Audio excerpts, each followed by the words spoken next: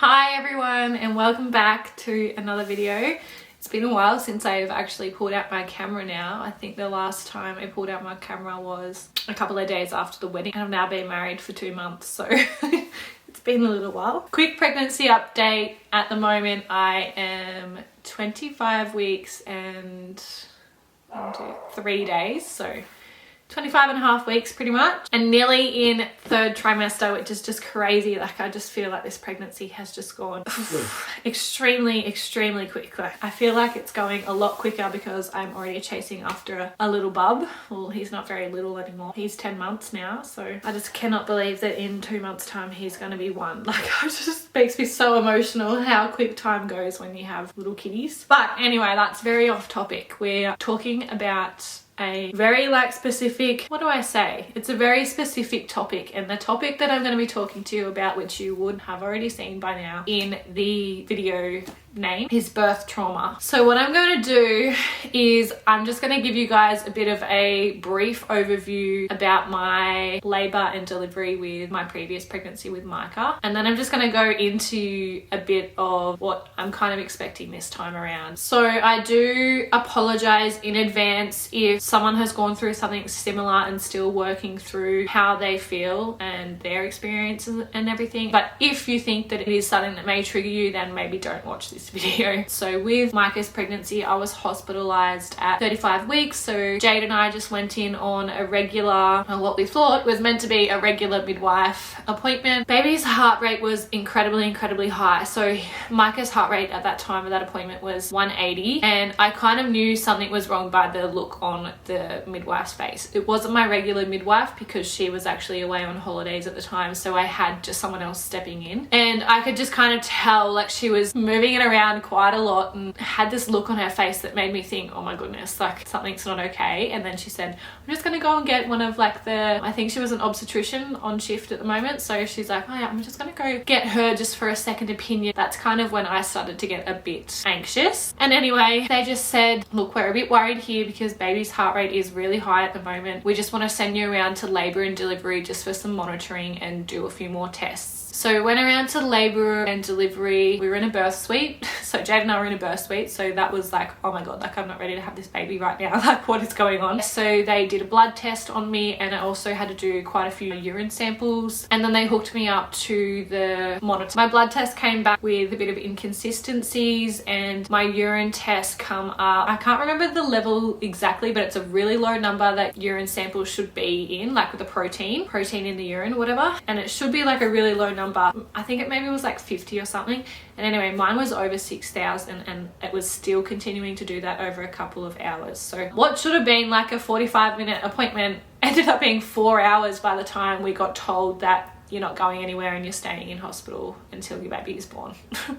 So I was put on bed rest in hospital. I had 5 days in hospital, and then they came in saying like, let's not wait any longer because everything was just getting worse. Like, I was on that much medication, and they were trying all different things, and nothing was just seeming to bring any of my levels down. So, or they made the decision, nah, it's time to get this baby out now. There's no real difference between 36 and 37 weeks. So they kind of just said to me, like, for my health, baby at the time, he was fine, he was thriving. Yeah, for my health, it was safer to get him out as soon as possible. So they said this to me at about 2 o'clock, and they said, get your husband to pack some bags and to come into the hospital, and he's going to be staying here tonight. And I was like, radio. And yeah, you're going to be having this baby tomorrow. So I was just like, radio. Like, I was kind of waiting for it because I knew that it was going to happen. Like, I obviously wasn't going home until I had the baby, but I keep saying the baby. His name's Micah, but anyway, we'll just refer to him as the baby, or Micah, whichever comes out. Yeah, so Jade came in and I got the balloon put in. I was induced, so they were inducing me at 5:30 that night, and then they were just letting me progress with labor naturally through the night. And then if the balloon fell out, then I obviously had to like contact someone like one of the midwives and whatnot and get them to come help me and take me around the birth suite and everything, but it didn't fall out. So we went around and they told me that I was getting it taken out at 6:30, and then I kind of just had to wait. So they did like a check when they took me out and I was at 4 centimeters, and then I just had to wait a little bit until my midwife got in and also the obstetrician, and then they come around and they checked me again at 8 o'clock, and they decided at 8:30 that they were going to break my waters just because Micah was going in and out of the birth canal. He wasn't engaged. So in other words, he wasn't ready to come, but we were forcing him to come. So there was a few problems every time that they checked. He had his hand above his head, so whenever they, like, he was like this, face down. Whenever they put in, they could literally feel, whenever they like did a check and whatnot, they could literally feel his hand and his head both there. So once they broke my waters, I actually went back a centimeter. So I went back to 3 centimeters dilated. I was hooked up to drips and everything, and they just told me to, like, they had to watch all my levels, like me being so sick. I didn't even tell you. So obviously with all the blood results in my urine and protein in my urine and baby's heart rate and everything, it come back immediately straight away that I had preeclampsia.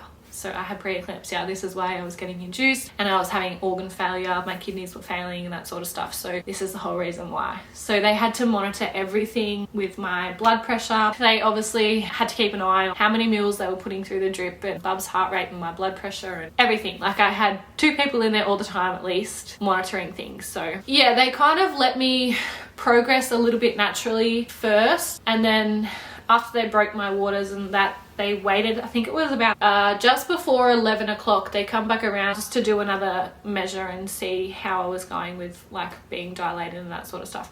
Still, again, at 11 o'clock, I was 4 centimeters and Bub was still not engaged. So they decided to ramp up the labor process, try and speed it up and do it all a bit quicker. But then as soon as they did that and they were letting me like go on the ball and like do some like hip circles and movements and that sort of stuff to try and get him to engage, that is when we had our first little scare, and Micah's heart rate did a massive drop for a couple of seconds. So they literally rushed me straight up onto the bed, they turned the drip off, and they called the doctor straight in, like, and then all these people came in, and like there was like 10 people in the room, and they did a bit of a measure and they said, rightio, let's slow this down, and we're going to be doing in the next hour some positions to get Bub engaged. So I was working through contractions and doing all these like really weird positions, and I was obviously restricted to only being on the bed from then on. I wasn't allowed to do anything active like off the bed or in the water or on the ball. I was restricted to on the bed only. So I was doing all of these positions with Jade and my midwife helping me, and yeah, just trying to get him to go down into the birth canal. So we did that for another hour, and then by that time it was like 12:30, and we had another massive decel in his heart rate, and this one was a bit longer. The doctor come and assessed me again. I was still only at 4 centimeters. They just kind of watched me. I was literally just restricted to laying on the bed from there. I wasn't really allowed to do too much. I just had to lay on the bed and work through my breathing and my contractions. And it was about 3 o'clock. I was in that much pain. I was screaming my head off. Doctor come in. We've had another massive decel in Micah's heart rate. This one was the longest yet. And they found out what he was doing was, with every contraction that I was having, he was squeezing the umbilical cord and cutting off his blood supply. Yeah, it was really, honestly, really scary for me, because this was my first baby and I had no idea what to expect, and birth and labor and everything just already freaked me out prior, and then going through all this with people constantly running in the room and you weren't really getting told too much, and Jade and I just kind of looking at each other and being like, what the hell, like what's going on? Like, when I kept saying that his heart rate was dropping dramatically, I was freaking out. I was like, what does this mean? Like, am I about to lose my son? Like, I was just preparing myself for the worst. Sorry, a bit emotional because it's really scary. But yeah, I just kind of kept preparing myself for the worst, and I just couldn't like face the world, and I just closed my eyes. Like, I just kept closing my eyes. I couldn't like look at Jade, or I was going to lose it. Like, I'd already lost it. I'd cried that much by this 3rd time, and then all of a sudden they just said, nah, you've only gotten to 6 centimeters. It's time to rush you up for an emergency C-section because this baby needs to come out now. Like, we're not having any more heart rate decels. He's coming out. So I had all these people just rush in. No one was kind of really like telling me what was happening or whatnot, but I had people taking off my clothes, like getting a catheter put in. Yeah, just all these like needles going into me, and then people taking off my clothes, and then they just said, right, grab your phones and let's go. I remember just getting wheeled down this long ass hallway, and I was honestly still in so much pain at the time. Like, I was actually screaming the whole way they were wheeling me, the whole time I was in the elevator. Even when I got into like the pre-surgery room, yeah, I was just in so much pain and I was screaming. Like, yeah, anyway. I had a bit of a freak out when I got into the theatre prep room because they took Jade away from me. I didn't know it at the time, but they took Jade away to prep him for theatre as well. So he had to like get changed and put on a surgery gown and hairnet thing and whatnot. They had already put one on me, but they were asking me all these questions, and I just remember one of the midwives saying, we do not have time for all of this stuff. We just need to get her in there and get her prepped and get this baby out. I went in there and I was laying on the bed, and my midwife was there, and she sat me up and she said, they're going to be putting a spinal block in, and then they're going to be putting epidural in, and these are really painful needles that are going to go right into your back. And they were about to do it, and Jade wasn't there. And I said to my midwife, where's Jade? Like, where's Jade? And I just remember her going, where's the dad? We need the dad. And they rushed him in. For some reason they weren't like letting him in, so I don't know why, but anyway. I got him in there and I was having a really bad contraction, and then they waited, and then my midwife said, look, you're going to be getting these needles in right now. This is going to be possibly your last contraction, so stay still, do not move an inch. We'll hold you while these needles go in and you breathe through that contraction, because it's your last one you're going to have, and then your baby's going to be here. I was like doing everything in all my might not to move while these needles were going in, and I was having like one of the strongest contractions I've ever had. I had my midwife holding me like on this arm and Jade holding me on this arm, and I felt the needles going in. Honestly, the epidural wasn't painful at all. The spinal blocker was painful. That one hurt. That was it. I didn't have any more contractions. They laid me down on the bed. They were testing whether or not the epidural and that sort of stuff worked, like whether I could feel things and whatnot. And then they put the big curtain up and cut me open and said, here's your baby. We got to see him for 2 seconds. There was something wrong with his breathing. He wasn't breathing properly. They said that he had fluid in his lungs. So they took him over to the little baby prep area where they like weighed him and wiped him down, and Jade got to cut the umbilical cord. I didn't get to see any of this because I had the big screen up blocking me. I couldn't see anything, so I was just laying there by myself not knowing what was going on. And then one of the nurses wheeled him over into the bed and said, we have to rush him downstairs to intensive care. He's got a lot of fluid on his lungs. He's not able to breathe properly by himself right now, and we just need to get him down there for the care. So I didn't even get to hold him or anything. He went over, got all that stuff done. He got a head mask put on to be able to breathe, and he got taken downstairs to intensive care. Jade went with him, obviously. I said, Jade, go with him, just make sure he's all right, because I was honestly, even though he was already out, I was honestly still so scared that something was still going to be going wrong with him, and that I was going to lose him. And yeah, I just remember just feeling so lonely, so scared. And I remember looking up at the light and I was like, oh my God, like because I was just in this room with all these doctors, and like no one was talking to me. I was just laying there by myself. No one was like telling me what was going on, and I was just laying there by myself, looking up to the light, questioning. Like, I actually thought in that period of time that I was kind of dead. It just felt like everything was moving around me, and I just had this bright white light in my face, and I just felt like, yeah, I almost felt like I was dead. Like, it was really a really weird, scary experience, and all I could think about was Micah and if he was okay. And anyway, an hour passed. Jade was still down there with Micah and the nurses and midwives in intensive care. An hour passed and I was still in the recovery room after, because there was a lot of things that I still couldn't feel, and I didn't pass some of their tests, so I wasn't allowed to go down still. And then it was about an hour and a half after he was born that Jade and one of the nurses come to me saying that Micah is now stabilized and he's breathing properly, but he still needs the assistance from the machine. The CPAP is being fed through tubes and needles and that sort of stuff at that time. He was a bit jaundiced. Yeah, they said he should be okay, but he's just going to need a bit of care over the next few days. And so Micah was born at 3:57 p.m, so just before 4 o'clock, and this was about 5:30 that they came to me. Again, I still hadn't really seen him other than that like rushed hi, we're going downstairs thing. I still hadn't been able to like see him or hold him or anything. It got to 7 o'clock and they finally took me out of recovery and took me back to my room, and it had been 3 hours since he was born and I still hadn't been able to see or hold him really. And that was like really devastating, because I was just, after a very crazy and intense day, I was just lying there by myself without my big belly, without my baby. It was just a really really, really weird feeling. Finally, at about 7:30, they took me into the nursery because I obviously couldn't get out of my bed. They took me into the nursery and I got to see him, and I got to like reach over and touch him and hold his hand. And then about 8 o'clock, they took his little mask off for a little bit just so that I could hold him and he could have some skin to skin. I still only got to probably hold him for about 20 minutes though, and then Jade got to have a little hold as well, and then he had to go back up all on his machines and everything. And they took me back to my room and said that he would have to stay in there the night. Jade would be able to come and go through the night if he wants to, but I obviously couldn't just get up and go in there. And then the next day kind of come around and I still couldn't get out of bed. They attempted me to get out of bed at like 10 o'clock to see if I could do it, take some steps and stuff, and I couldn't. I nearly fainted as soon as my feet hit the ground out of getting out of bed. So they just said, no, not ready. 12:30 came by just after I'd had lunch. Girls in the intensive care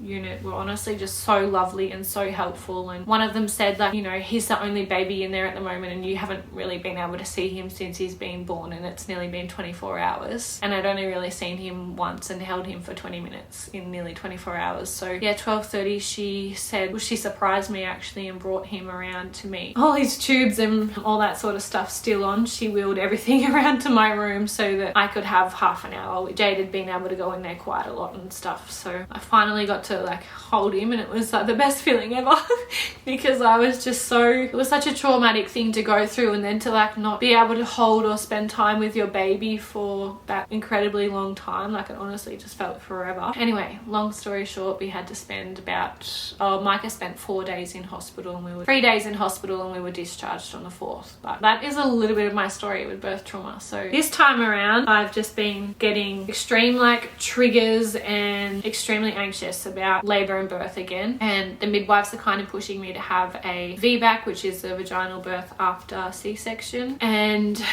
I honestly don't think I could put myself through that again, just because so much went wrong. I just feel like I would be a very anxious mess, and I would just be questioning everything, and it would take away from the process of enjoying bringing a baby into the world. I just don't think that I could, personally, I don't think that I could go through that again. So I have a meeting with my obstetrician in about 3 weeks where they're going to be telling me my options. For those who don't know, I've been medicated since 13 weeks this time around for my blood pressure and to hopefully delay preeclampsia so that it doesn't come on early, because they told me that because I was pregnant less than 12 months ago and I had preeclampsia less than 12 months ago, that I'm at a heightened risk for it to be not only coming again but to be coming earlier this time around. So yeah, they've put me on medication to hopefully delay the process, but it's almost inevitable that I'm going to get preeclampsia again, they said. So it's kind of like a waiting game.